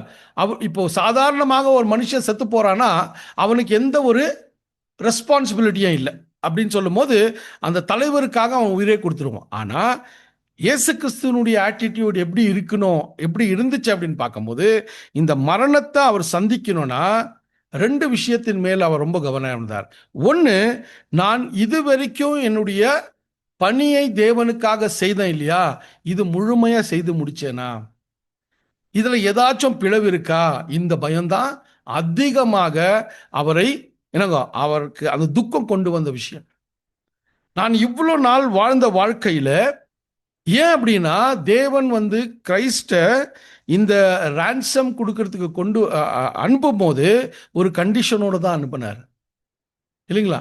நீ எனக்கு உண்மையும் உத்தமமாய் வாழ்ந்து இந்த தியாக பலியை செய்தினா உனக்கு பரலோக ஆசீர்வாதத்தை கொடுக்கிற, இல்லைன்னா உனக்கு நித்தியத்துக்கு நித்தியமும் மரணம் தான் இல்லைங்களா? இதுதான் கண்டிஷன். ஸோ இந்த கண்டிஷன் அவருக்கு எப்போ புரிஞ்சுதோ அப்போ விஷயத்தை இப்போ அது அவருடைய நாள் லாஸ்ட்டாக வந்துச்சு. வசனம் சொல்லுது, அவருடைய நேரம் வந்தபடியால் அப்படின்னு அவர் சில காரியங்களை செய்கிறார். ஸோ அந்த நேரம் வந்தபோது அவருக்குள்ள என்னன்னா அந்த ஃபைனல் ரிசல்ட், நான் இவ்வளோ நாள் என்னுடைய தியாக பலிகள், என்னுடைய ஒவ்வொரு பிரயாசங்களும் தேவனுக்கு ஏற்றபடி இருந்ததா இல்லையா?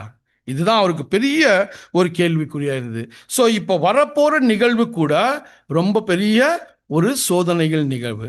இதுல கூட நான் எவ்வளோ தயாரா இருக்கிறேன், ஹவு கரேஜியஸ் ஐ எம், இல்லைங்களா? நான் எவ்வளோ கரேஜா, எவ்வளோ ஃபெய்த்தில், எவ்வளோ தேவ வார்த்தைக்கு ஒபீடியண்டா கடைசி வரைக்கும், நான் மரணத்தை சந்திக்கும் வரைக்கும் நான் இதில் எவ்வளோ உறுதியாக இருப்பேன்ற ஒரு சிந்தனை அவரை என்ன பண்ணிட்டு இருந்துச்சுங்கோ, அவரை நடத்திட்டே இருந்துச்சு அப்படின்றத கூட நம்ம கவனிக்கலாம் சகோதர சகோதரிகளே.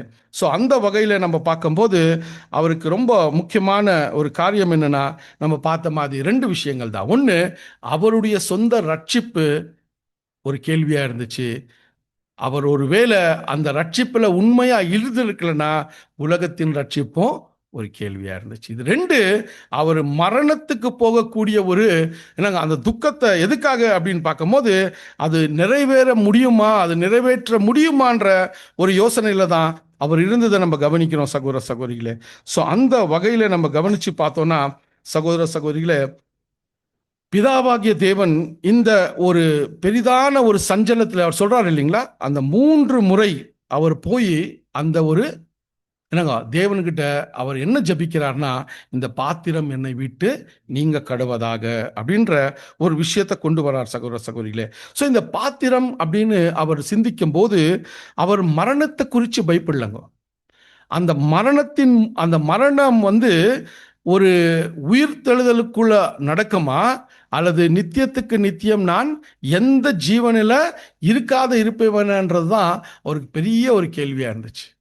அது மட்டும் இல்லாமல் இன்னொரு விஷயத்த சகோதரர் என்ன கொண்டு வர்றாருன்னா, அவர் அந்த பாத்திரம் அப்படின்னும் போது அது ஒரு அவமானத்தின் சின்னமாக இருந்துச்சு இல்லைங்களா.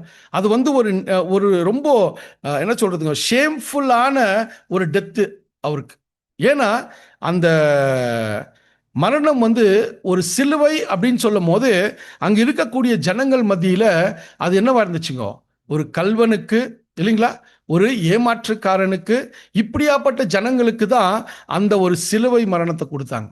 ஸோ ஒரு பெரிய போதகராய் ராஜாவை ஆக்கக்கூடிய ஒரு நிலைமையில அப்படி ஜனங்க மத்தியில ஒரு பேர் போன மனுஷனுக்கு அவருடைய மரணம் இப்படி ஏளனமாக இருக்குமா அப்படின்ற விஷயத்த கூட அவர் ஒருவேளை தேவன் வேற ஏதாச்சும் வழியில இந்த ஒரு மரணத்தை அல்லது இந்த ஒரு அவமானத்தை தவிர்க்கக்கூடிய ஒரு காரியத்தை செய்ய முடியுமா அப்படின்னு கூட யோசித்திருக்கலான்னு சகோதரர் ஒரு இத்தை கொடுக்கிறார் இல்லைங்களா. அந்த இக்னோமிட்டி அவ்வளோ ஷேம்ஃபுல்லா அவருக்கு இருந்த விஷயங்களை கூட கொண்டு வர்றார்.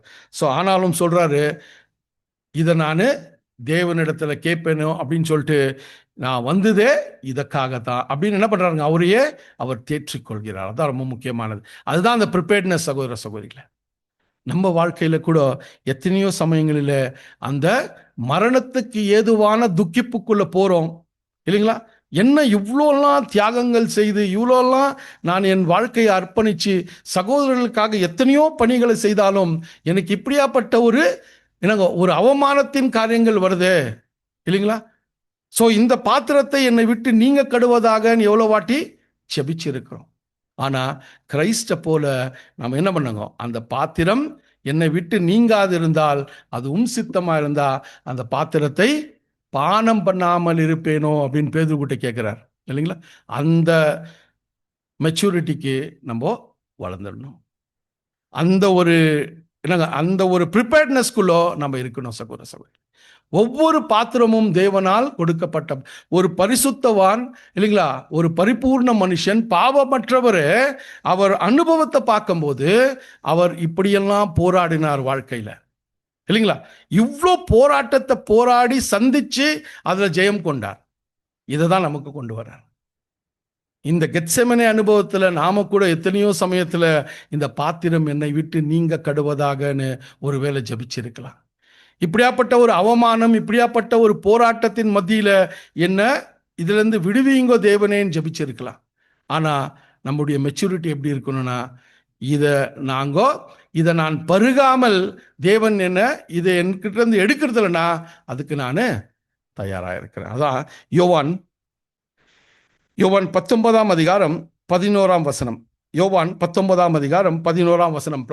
பிலாத்துக்கிட்ட இந்த விஷயத்தை தான் சொல்றாருங்க. யோவான் 19:11. இயேசு பிரதியுத்தரமாக, பரத்திலிருந்து உமக்கு கொடுக்கப்படாதிருந்தால் என்மேல் உமக்கு ஒரு அதிகாரமும் இராது. ஆனபடியினாலே என்னை உம்மிடத்தில் ஒப்பு கொடுத்தவனுக்கு அதிக பாவம் உண்டு என்றார்.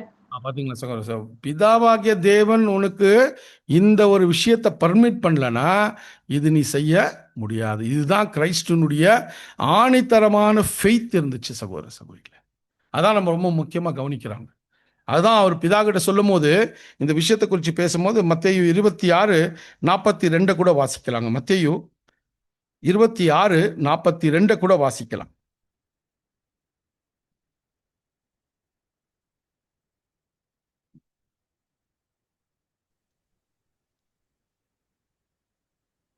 நீங்கள் சோதனைக்குட்படாத படிக்கு விழித்திருந்து ஜெபம் பண்ணுங்கள். ஆவி உற்சாகம் உள்ளது தான், மாம்சமோ பலவீனம் உள்ளது என்றார். சிம்பிள். இந்த ஒரு வசனத்தை நம்ம வாழ்க்கையில நம்ம மறிக்கிற வரைக்கும் என்ன பண்ணுங்க, இதை சிந்திச்சுட்டே இருக்கணும். ஏன்னா நாம எப்போ விழித்திருக்கணும் அப்படின்னா, நம்ம சந்திக்க வேண்டிய எல்லா போராட்டங்களையும், நம்ம சந்திக்க வேண்டிய எல்லா துக்கங்களிலையும் நாம இடரல் அடையாத இருக்கிறோமான்னு நம்ம விழித்திருந்து ஜெபிக்கணும் சகோதரர்.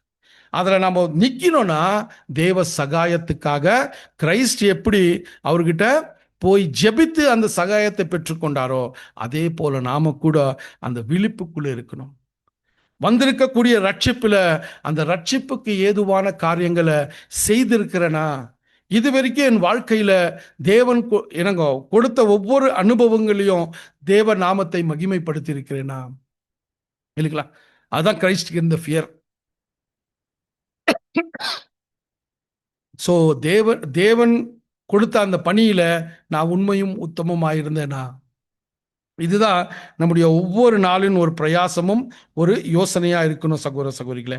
ஏன்னா கிறிஸ்து ஒரு பரிபூர்ணமா மனுஷனா இருந்தே எப்படி அவர் தேவனிடத்துல ஜெபிச்சார் அப்படின்னும் போது எபிரேயர் 5ஆம் அதிகாரம் 7ஆம் வசனம். எபிரேயர் 5ஆம் அதிகாரம் 7ஆம் வசனம்.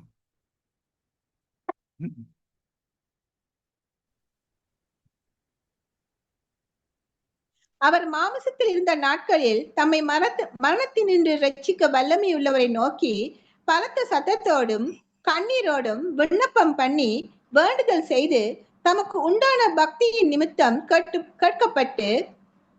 பாத்தீங்களா சகோதர சகோதரிகள, பாருங்க, அவர் பரிபூர்ணரா பாவமற்றவரா தேவனுடைய குமாரனா அவ்வளோ தேவனோடு கூட க்ளோஸா இருந்தா கூட அவர் ஒவ்வொரு நாளும் எப்படி வாழ்க்கையை வாழ்ந்தார்னா, அவரை மரணத்திலிருந்து காப்பாற்றக்கூடிய வல்லவராக இருக்கக்கூடிய பிதாவாகிய தேவனை நோக்கி அவர் எப்படி பண்ணாரா விண்ணப்பத்தை. சகோதர சகோதரிகளை யோசித்து பாருங்க. ஏன்னா அவருடைய ரட்சிப்பு அவ்வளோ ப்ரெஷியஸா இருந்துச்சு இல்லைங்களா? அவ்வளோ பெரிய கேள்விக்குறியா இருந்துச்சு அவருடைய ரட்சிப்பு. ஏன்னா கொஞ்சம் மிஸ் பண்ணாருனாலே அந்த ரட்சிப்பை அவரும் சுதந்திரிச்சிக்க முடியாது, உலகத்தையும் ரட்சிக்க முடியாது. பாருங்க, அதான் சொல்றார். அப்படி என்னங்க அந்த கூக்கலிட்டு தேவனிடத்துல விண்ணப்பித்தாரு. அந்த ஆன பிறகு ஒரு விஷயத்த சொல்றாங்க பாருங்க, அங்க வாசிங்க அதை. அந்த கடைசி வார்த்தைகளை வாசிங்க சிஸ்டர், 5:7. பலத்த சத்தத்தோடும் கண்ணீரோடும் விண்ணப்பம் பண்ணி வேண்டுதல் செய்து கேட்கப்பட்டு. பாருங்க, தனக்கு உண்டான பயபக்தியின் நிமித்தம் கேட்கப்பட்டாராம். யோசித்து பாருங்க சகோதர சகோதரிகளே. அவர் விண்ணப்பித்தது எப்படின்னா ஒரு பயத்தோடு விண்ணப்பித்தார் இல்லைங்களா? அவர் ரட்சிப்பை சுதந்திரித்துக் கொள்வாரான்ற ஒரு பயத்தோடு தான் அவர் விண்ணப்பித்தார். அந்த பயத்தோடு விண்ணப்பித்ததுக்காகத்தான் தேவன் என்ன பண்றாருங்க, அது கேட்கப்பட்டது இல்லைங்களா? அதுதான் அந்த கேட்கப்படுதல் எப்படி இருந்துச்சு கெத்செமனேல அப்படின்னும் போது தூதனை அனுப்பி பிதாவாகிய தேவன் இயேசு கிறிஸ்துவை பலப்படுத்தினார். இதுதான் ரொம்ப முக்கியமானது. அவர் ஜெபம் கேட்கப்பட்டது அப்படின்றதுக்கு தேவன் என்ன பண்ணிடுறாருங்க, இன்ஸ்டண்டா அவரை பலப்படுத்துறாரு. அதான் ரொம்ப முக்கியம். Luke 22 43 Luke 22:43.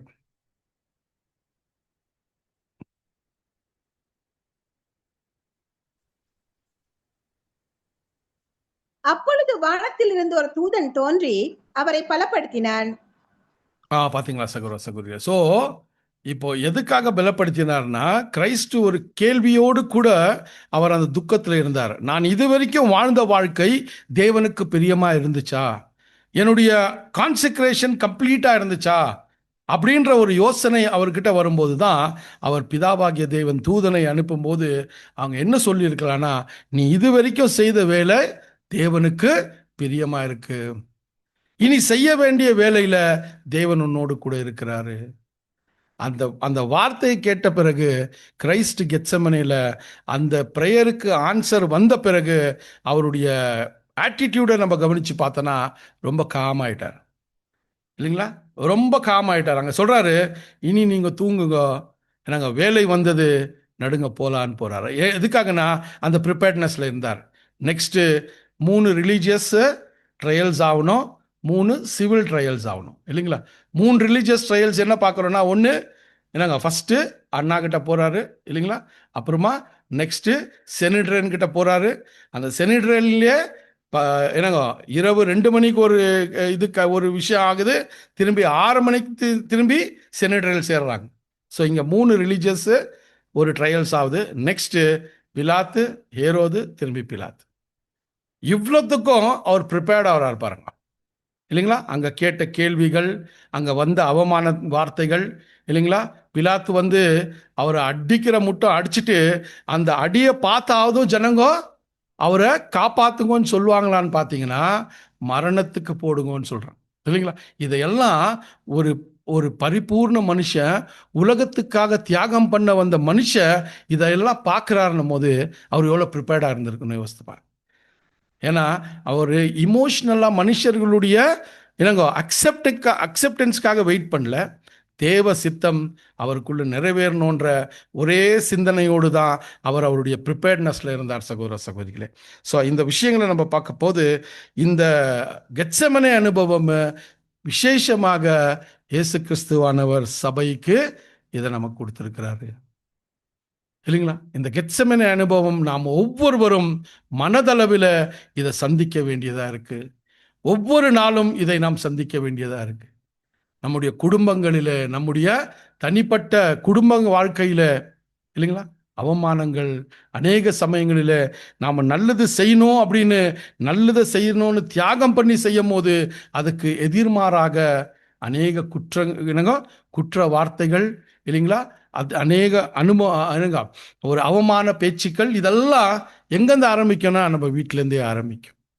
ஸோ அந்த கெத்செமனே அனுபவத்தை நாம் ரொம்ப கேர்ஃபுல்லாக எப்படி இதில் நம்ம மேற்கொள்ளணும் அப்படின்னு பார்த்தீங்கன்னா, சகோதர சகோதரிகளை நாம் அதுக்கெல்லாம் ப்ரிப்பேர்டாக இருக்கணும். வாட்ச் அண்ட் ப்ரே இல்லைங்களா? எல்லா சமயத்திலையும் நம்ம வாட்ச்ஃபுல்லாக இருக்கணும். எந்த ஒரு வகையில் சாத்தானானவன் ஏதாச்சும் ஒரு தேவன்கிட்ட பர்மிஷன் வாங்கி எனக்குள்ள ஏதாச்சும் ஒரு பலவீனத்தில் அவன் என்னை சோதிப்பானா, அதான் அங்கே பேதுருவுக்காக ஜெபிக்கிறார். அங்கே பொடிக்க என்ன பண்ணிட்டான் அவனை. அங்கே என்னன்னாக்கா, நிச்சயமா நீ என்னங்க அந்த ஒரு அனுபவத்துக்குள்ள போய் அந்த அனுபவத்தில் நீ என்ன பண்ணும், உன் ஃபெய்த்தில் நீ விழாதபடி இருக்கணும்னு கிரைஸ்ட் தேவன்கிட்ட ஜெபிச்சேன்ன்ற. நம்ம லைஃப்பில் கூட அவ்வளோதான் சகோதரர்களே. அந்த கெத்செமனே அனுபவம் வரும்போது நம்ம ஃபெய்த்து பலவீனமாக நம்ம விழுந்துடக்கூடாது, இடரல் அடையக்கூடாது, அல்லது நம்ம சோர்ந்துடக்கூடாதுன்னு தான் கிரைஸ்ட் நமக்காக பரிந்து பேசக்கூடியவராக இருக்கிறார் இல்லைங்களா? ஸோ அப்படி வரும்போது அதில் நம்ம ஜெயம் கொண்டோன்னா அந்த ஜெயத்தில் நாம் கொஞ்சம் கிரைஸ்ட போல வளருவோம். நாம் குணப்பட்ட பிறகு சகோதரர்களை நாம பலப்படுத்த முடியும். ஸோ அதால சகோதர சகோதரிகளை, அந்த கடைசியாக சபைக்கு கொடுக்கக்கூடிய சில எச்சரிப்பான சில விஷயங்களை பார்க்கும்போது 1 பேதுரு 4:16-19 வாசிக்கலாம். 1 பேதுரு 4:16-19 1 பேதுரு 4வது அதிகாரம் 16 வசனங்கள். Okay. ஒருவன் கிறிஸ்தவனாய் இருப்பதினால் பாடுபட்டால் வெக்கப்படாமல் இருந்து அதன் நிமித்தம் தேவனை மகிமைப்படுத்த கடவன். நியாய தீர்ப்பு தேவனுடைய வீட்டிலே துவங்கும் காலமாய் இருக்கிறது. முந்தி நம்மிடத்திலே அது துவக்கினால் தேவனுடைய சுவிசேஷத்துக்கு கீழ்ப்படியாதவர்களின் முடிவு என்னமாயிருக்கும்? நீதிமானோ ரட்சிக்கப்படுவது அரியதானால் பக்தி இல்லாதவனும் பாவியும் எங்கே நிற்பான்? ஆகையால் தேவனுடைய சித்தத்தின்படி பாட அனுபவிக்கிறவர்கள் நன்மை செய்கிறவர்களாய் தங்கள் ஆத்துமாக்களை உண்மையுள்ள சிருஷ்டி கர்த்தாவாகி அவருக்கு ஒப்பு கொடுக்க கடவர்கள். ரொம்ப கிளியரா கொண்டு வந்துடுறாரு. நன்மை செய்கிறீங்களா, நன்மை செய்வர்கள் பாடுகள் பட்டு கிறிஸ்துக்கு என்ன பண்ணங்களா, ஒரு சாட்சியா நிக்கணும். அதான் ரொம்ப கிளியரா அந்த அந்த அந்த விஷயங்களை பேதுரு பாருங்க. அவர் விழுந்தாரு, விசுவாசத்துல குறைப்பட்டாரு, ஆனால் அதுல இருந்து மேற்கொண்டு அவர் சகோதரர்களை பலப்படுத்தக்கூடிய விஷயத்தை பேசும்போது எப்படி பலப்படுத்துறார் சபையை அப்படின்னு பார்க்கும்போது, கிறிஸ்துவனாக நீ வாழ்ந்தினா நீ என்ன பண்ண, டோன்ட் பி என்னங்க, நீ வெக்கப்படாத அப்படின்றார். பாடுகளை அனுபவத்துக்கு நீ வெக்கப்படாத அப்படின்னு சொல்றார் சகோதர சகோதரிகளே. ஸோ அந்த விஷயத்தை தான் கொண்டு வர்றார். எபிரேயர் 2:10. எபிரேயர் 2:10.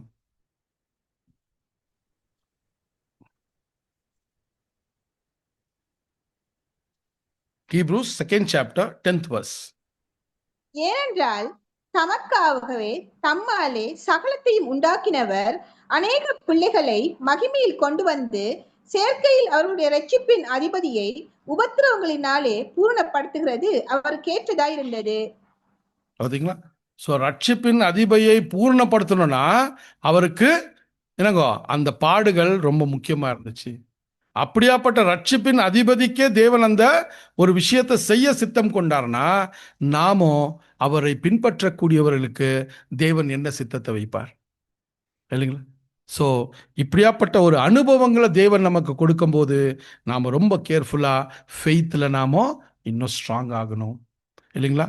நாம் டிஸ்கரேஜ் ஆகிறதோ டிஸப்பாயிண்டட் ஆகிறதோ இல்லைங்களா, ஏதோ ஒரு விஷயம் புதுமையாக நடந்துச்சுன்னு அப்போஸ் பேதுரு சொல்கிறாருங்களா, உங்கள் வாழ்க்கையில் ஏதோ ஒரு விஷயம் நடக்குதுன்னா ஏதோ புதுமையாக நடக்குதுன்னு யோசிக்காதீங்கோ. தேவன் உங்களை தன்னுடைய பிள்ளைகளாக கருதி இந்த அனுபவத்தை கொடுக்கிறாரு சகோதர சகோதரிகளே. ஸோ அந்த வகையில் நம்ம ரொம்ப கேர்ஃபுல்லாக இருக்கலாம். யாக்கோபு 5:10. யாக்கோபு 5:10. கர்த்தருடைய நாமத்தினாலே பேசின தீர்க்கதரிசிகளை துன்பப்படுத்தலுக்கும் நீடிய பொறுமைக்கும் திருஷ்டாந்தமாக வைத்துக் கொள்ளுங்கள். பார்த்தீங்களா சகோதர சகோதரர்களே, யாரை திருஷ்டாங்களா வைக்கணும்னா நமக்கு முன்பாக நடந்த பரிசுத்தவான்கள் தீர்க்கதரிசிகள் எல்லாருக்குமே இந்த அனுபவத்தை தேவன் என்ன பண்ணிட்டாருங்கோ, கொடுத்துட்டாரு. ஸோ நம்ம வாழ்க்கையில் கூட ஒவ்வொரு நாளும் இந்த கெத்செமனே அனுபவம் வரும்போது நாம் வெறும் மெமோரியல் டைமில் மற்றும் இல்லை இல்லைங்களா, ஒவ்வொரு நாளும் இந்த கெத்செமனே அனுபவத்தை தேவன் கொடுக்கும்போது மரணத்துக்கு ஏதுவான துக்கம் நமக்குள்ள என்ன இருக்குங்க வரும். ஆனால் அந்த துக்கத்தை நம்ம எப்படி வெளிப்படுத்தக்கூடாதுன்னா உலக பிரகாரமாக வெளிப்படுத்தக்கூடாது. தீமைக்கு தீமை செய்வது இல்லைங்களா, நாம் அவர்களுக்கு என்னங்கோ நாம் எதிர்த்து நிற்கக்கூடிய விஷயம் அல்லது அவர்களை நாம் தூஷிப்பது, இது எல்லாம் உலக பிரகாரமான சிந்தனைகள். ஆனால் இங்கே கிறிஸ்து கெத்செமனே அனுபவத்தில் எப்படி அதை மேற்கொண்டார்னா அவர் விழித்திருந்து தயாராக இருந்தார். எனக்கு யார் மூலமாச்சும் இல்லைங்களா எனக்கு இடரல் வரும், யார் மூலமாச்சும் எனக்கு டிஸ்கரேஜ்மெண்ட் வரும். அப்போ நான் எப்படி இருக்கணும்னா நான் விழித்து இருக்கணும், அதுக்கு ப்ரிப்பேர்டாக இருக்கணும். இமோஷ்னலாக ரொம்ப வீக்காக இருக்கக்கூடாது. I should be strong in my heart இல்லைங்களா. அதே போல் அதில் நான் ஸ்ட்ராங்காக நிற்கணும்னா தேவ சகாயம் எனக்கு ரொம்ப தேவை. இது ரெண்டை தான் ரொம்ப கவனத்தோடு இருக்கணும் சகோதர சகோதரி. கடைசியாக ஒரு வசனத்தை வாசிக்கலாம். லூக்கு 21 34 36 வசனங்களை பார்க்கும்போது இதே தான் சொல்றாரு. விழித்திருந்து ஜெபிங்கள் என்ற ஒரு விஷயத்த சொல்லும் போது இப்போ நமக்கு எப்படி இருக்கணும்ன்றத லூக் 21 34 36 வசனங்களை வாசிக்கலாம். உங்கள் இருதயங்கள் பெருந்திண்டியினாலும் வெறியினாலும் லௌகீக கவலைகளினாலும் பாரமடையாத படிக்கும் நீங்கள் நினையாத நேரத்தில் அந்த நாள் உங்கள் மேல் வராத படிக்கும் எச்சரிக்கையாயிருங்கள். பூமி எங்கும் குடியிருக்கிற அனைவர்கள் மேலும் அது ஒரு கண்ணியை போல வரும். ஆகையால் இனி சம்பவிக்க போகிறது இவைகள் என்று நீங்கள் நம்பி மனுஷகுமாரனுக்கு முன்பாக நிற்கிற பாத்திரவான்களாக எண்ணப்படுவதற்கு எப்பொழுதும் ஜெபம் பண்ணி விழித்திருங்கள் என்றார். இப்போ லாஸ்ட் எண்ட் டைம்ஸில் நமக்கு வரக்கூடிய ரொம்ப முக்கியமான ஒரு டெஸ்ட் ட்ரையல் என்னன்னா இதுதான். இந்த கெத்செமனே அனுபவத்தை தேவன் நம்ம கொடுக்கும்போது நம்ம எவ்வளோ ப்ரிப்பேர்டாக இருக்கிறோம், நம்ம மைண்டை எவ்வளோ அதுக்காக தயாரிச்சிருக்கிறோம். எந்த ஒரு என்னங்க ஒரு வழியிலையாச்சும் இந்த ஒரு அவமானமோ எது வந்தாலும் நான் எவ்வளோ தயாராக இருக்கிறேன், இதுக்கு ப்ரிப்பேர்டாக இருக்கணும் சகோதர சகோதரிகளே. நம்ம ஒவ்வொரு மெமோரியல்லையும் நம்ம எவ்வளோ ப்ரிப்பேர்டாக இருக்கிறோன்றது தான் ரொம்ப முக்கியம். மரணத்தை நோக்கி போய் கொண்டு இருக்கிறோம், அந்த மரணத்தை சந்திக்க தயாராக இருக்கிறோம், அதுக்கே உரியதான என்னங்க ஒரு தைரியத்தை நம்ம வளர்த்து கொள்றோம். ஆனால் அந்த மரணம் வருவதற்கு முன்பதாக நமக்கு வரக்கூடிய பாடுகள், நமக்கு வரக்கூடிய அவமானங்கள், போராட்டங்கள், நிந்தனைகள், தூஷிப்புகள் இதெல்லாமே நமக்கு நிச்சயமாக வரும். அது வரும்போது நான் அங்கேயே விழுந்துட்டேன்னா நான் மரிப்பது கிறிஸ்துவோடு கூட மரிப்பது அல்ல, உலக பிரகாரமாக மறிச்சிடுவேன் சகோதர சகோதரிகளே. ஆகையால தேவன் இந்த வார்த்தைகளை ஆசீர்வதிக்கிட்டோம்.